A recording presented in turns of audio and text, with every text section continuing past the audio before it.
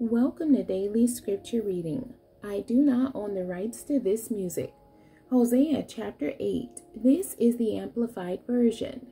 Israel reaps the whirlwind. Set the trumpet to your lips, announcing impending judgment. Like a great vulture, the enemy comes against the house of the Lord, because they have broken my covenant and transgressed and rebelled against my law. Then they will cry out to me, my God, we of Israel know you. Israel has rejected the good. The enemy shall pursue him. They set up kings, but not for me, therefore without my blessing. They have appointed princes, but I did not know it. With their silver and their gold, they made idols for themselves, that they might be cut off. He has rejected your pagan calf, O Samaria, saying, my wrath burns against them. How long will they be incapable of innocence? For even this loathsome calf is from Israel. A craftsman made it, so it is not God. Surely the calf of Samaria will be broken to pieces and go up in flames. For they sow the wind in evil, and they reap the whirlwind in disaster. The standing grain has no growth. It yields no grain. If it were to yield, strangers would swallow it up.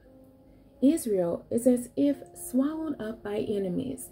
They are now among the nations, like a vessel of cheap, coarse pottery that is useless.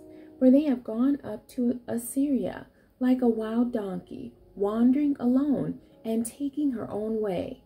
Ephraim has hired lovers, pagan allies. Yes, even though with presents they hire allies among the nations.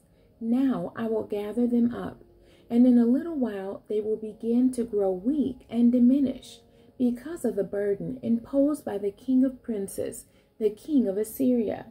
For Ephraim has constructed many altars for sin. They are altars intended for sinning, which multiply his guilt. I wrote for him the 10,000 precepts of my law, but they are regarded as a strange thing, which does not concern him.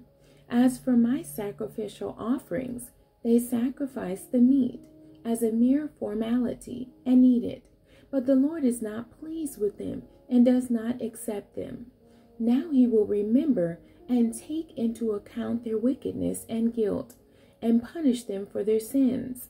They will return in captivity to another Egypt, that is Assyria. For Israel has forgotten his maker and built palaces and pagan temples, and Judah has built many fortified cities.